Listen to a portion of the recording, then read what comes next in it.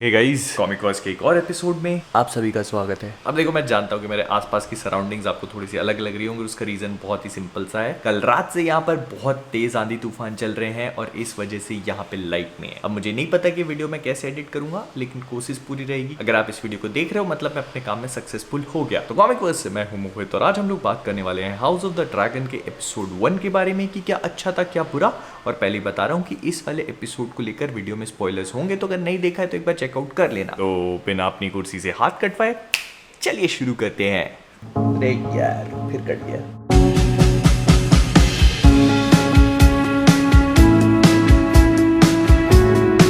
तो देखो, house of the dragon basically game of thrones की एक प्रीक्वल सीरीज है। और अगर आप लोग इसे देखने से पहले ये सोच रहे हो कि क्या आपको गेम ऑफ थ्रोन्स देखना जरूरी है, तो ऐसा नहीं है। ये एक्चुअली में पहले की कहानी है। तो अगर आप गेम ऑफ थ्रोन्स नहीं भी देखते हो तो चलेगा। हालांकि कुछ नाम ऐसे हैं जो आपको कंफ्यूजिंग फील हो सकते हैं और इसी वजह से इसके कैरेक्टर्स को समझने में थोड़ी सी डिफिकल्टी होगी, जो गेम ऑफ थ्रोन्स के इनिशियल एपिसोड्स में भी होता है। लेकिन क्योंकि गेम ऑफ थ्रोन्स के इतने सारे सीजन आ चुके हैं, तो आप उसके 8-10 एपिसोड देखने के बाद इनके कैरेक्टर्स के साथ कनेक्ट कर सकते हो और आपको ये याद रहने लगते हैं। लेकिन अगर आप लोगों ने वो नहीं देखा और आप directly house of the dragon को स्टार्ट करते हो, तो आपको इनिशियली थोड़े बहुत कैरेक्टर समझ में नहीं आएंगे कि टारगेरियंस कौन है, बेराथियंस कौन है, स्टार्क्स कौन है और ये आपस में ऐसे कुत्ते बिल्लियों की तरह लड़ क्यों रहे हैं। लेकिन चिंता की कोई बात नहीं है, मैं हूं ना। अगर आप लोग चाहोगे तो इसके सारे कैरेक्टर्स को लेकर एक अलग से वीडियो बना दूंगा जिसमें आप इनको समझ सकोगे और हाउस ऑफ ड्रैगन का एक थोड़ा सा बैकग्राउंड दे दूंगा।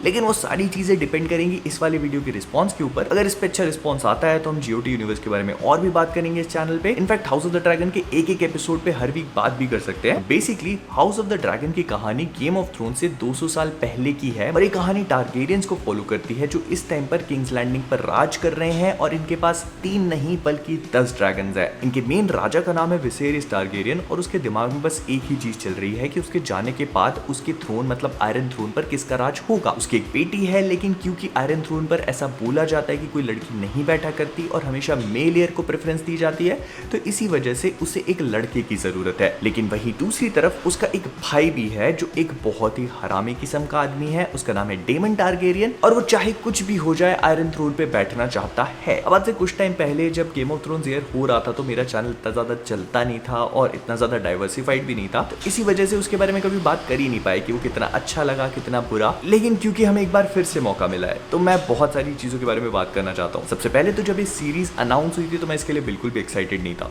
मुझे लगा था कि ये लोग गेम ऑफ थ्रोन्स की फेम पर कैपिटलाइज करना चाहते हैं और एक बहुत ही शानदार सी कहानी को डिस्ट्रॉय करने के बाद अब इन्होंने कुछ नया पकड़ लिया है। लेकिन गेम ऑफ थ्रोन्स में कुछ एपिसोड्स ऐसे थे जो लिटरल जेम्स थे, जैसे फॉर एग्जांपल एक हार्ड होम वाला जिसमें जॉन स्नो की पहली बार उस व्हाइट वॉकर से बैटल होती है, फिर इसके बाद बैटल ऑफ द बास्टर्ड्स। मतलब कुल मिला के वो सारे एपिसोड्स जो आपको गेम ऑफ थ्रोन्स में पसंद आए थे मेजरली, उनको डायरेक्ट किया था मिगवेल सपोचनिक या स्पोचनिक जो आप बोलना चाहो उन्होंने, और वही हाउस ऑफ द ड्रैगन के शो रनर है। मतलब इस शो को जिसने लिखा है, जिसने क्रिएट किया है, वो मिगवेल सपोचनिक इक्वल्स टू चैड बंदा है। एंड ये जानने के बाद मेरे सच में हाउस ऑफ द ड्रैगन से थोड़ी बहुत उम्मीदें जाग गई और इसके फर्स्ट एपिसोड को देखकर तो मैं ये बहुत ही सेफली बोल सकता हूँ कि मजा ही आ गया। मतलब इसे डायरेक्ट उन्होंने किया है और इसमें पूरी की पूरी वही गेम ऑफ थ्रोन्स की वाइब है जो हम पहले एक्सपीरियंस किया करते थे। इस एपिसोड के 5 मिनट देखते ही आप ये बात समझ जाते हो कि नहीं, जो आपने पहले देखा था वही सेम वाइब्स आती हैं, वही ऑसम से सेट पीसेस हैं। ऑल्दो मैं ये चीज पॉइंट आउट करूंगा कि सीजे थोड़ा सा बेहतर हो सकता था क्योंकि हम असली और नकली में थोड़ा बहुत फर्क कर सकते हैं, स्पेशली जिन सीन्स में ड्रैगन है वहां पर। बट ये एक टीवी शो है तो इतना बहुत ही ज्यादा अंडरस्टैंडेबल है। फिर इसके बाद जितने भी एक्टर्स हैं उनके परफॉर्मेंसेस को लेकर मैं पहले इतना ज्यादा श्योर नहीं था, लेकिन इस एपिसोड को देखने के बाद मेरे मन में जितने भी डाउट्स थे वो साइड में जा चुके हैं। क्योंकि मैट स्मिथ, जिनको हम लोगों ने लास्ट टाइम मॉर्बियस में देखा था और जितना बुरा काम उस पिक्चर ने किया, उतना ही ज्यादा बेहतरीन काम उन्होंने इस शो में किया है। जिन्होंने डॉक्टर हू देखा है वो जानते होंगे कि मैट स्मिथ का पोटेंशियल कितना ज्यादा है। And I am very happy to say कि ये वाला शो उनके पोटेंशियल पे कैपिटलाइज करता है और हमको वो दिखाता है जो हम देखना चाहते हैं उनसे। हैंड्स डाउन उनका कैरेक्टर सो फार मेरा फेवरेट है। डेमन टारगेरियन जो एक रैश, वायलेंट, इंपल्सिव टाइप का इंसान है और किसी भी कीमत पर थ्रोन पे बैठना चाहता है, फिर चाहे उसे अपने भाई को रास्ते से हटाना पड़े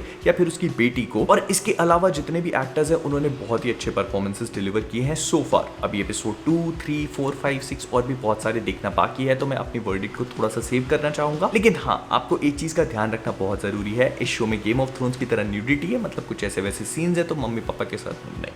बिल्कुल नहीं, बहुत ही बुरी तरह से फ्लाइंग चप्पल रिसीव होगी और उसके बाद पापा के बेल्ट और न्यूडिटी के साथ हाथ मिला के चलता है खून खराबा। एपिसोड 1 में ही हमें ढेर सारा खून खराबा देखने को मिल जाता है, मतलब किसी की गर्दन कट रही है तो किसी का कुछ और, लेकिन इसके साथ ही साथ एक बहुत ही ज्यादा ब्रूटल तरह का चाइल्ड बर्थ वाला सीन भी है। तो जिन लोग को ऐसे खून खराबा बर्दाश्त नहीं होता वो भी थोड़ा सा अपने हिसाब से देख लेना, आंख वाँख बंद करके से बीच में से खोल लेना। और देखो पावर स्ट्रगल्स और ये सारी चीजें अपनी जगह पर है, लेकिन इस वाले शो में हमें एक बहुत ही इंटरेस्टिंग सी चीज और देखने को मिलती है और वो है गेम ऑफ थ्रोन्स के साथ इसका कनेक्शन। अब मैं मानता हूं कि गेम ऑफ थ्रोन्स ने लॉन्ग नाइट, व्हाइट वॉकर्स और the prince who was promised, Azor Ahai, इन चीजों पर बहुत ही बुरी तरह से हगा, लेकिन फिर भी हाउस ऑफ द ड्रैगन इस लोर को एस्टैब्लिश करता है। वो winter is coming, the long night, इन सब चीजों को लेकर एक प्रोफेसी को शेयर करता है। अब देखो यहाँ पर मैं एक थोड़ी सी छोटी सी थ्योरी भी शेयर कर देता हूँ। शायद HBO मैक्स वाले जॉन स्नो के कैरेक्टर को लेकर एक सीक्वल सीरीज प्लान कर रहे हैं, जिसका मतलब ये है कि गेम ऑफ थ्रोन्स में जो कुछ भी हुआ उसके एंड के बाद उसके कैरेक्टर की कहानी कैसे आगे बढ़ती है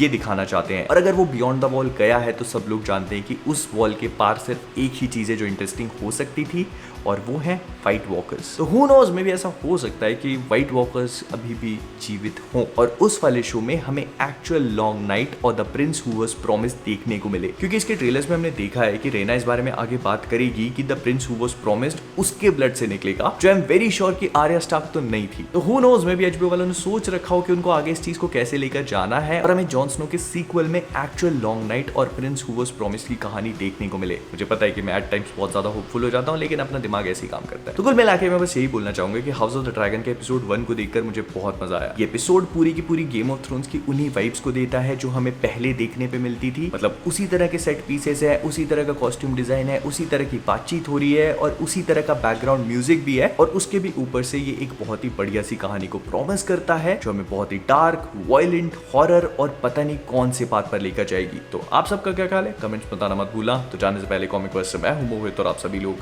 as always keeping awesome. You know what? I think you should jump. I don't think I want to. You don't want to? Jump. Please, I just want to I'm get not down. suggesting anymore. Jump.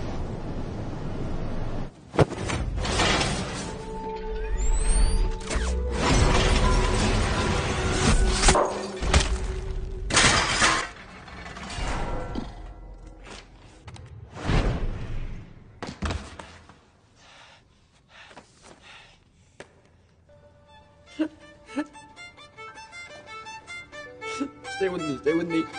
Stay with me, stay with me. You stay with me. No, please. I'm the Homelander.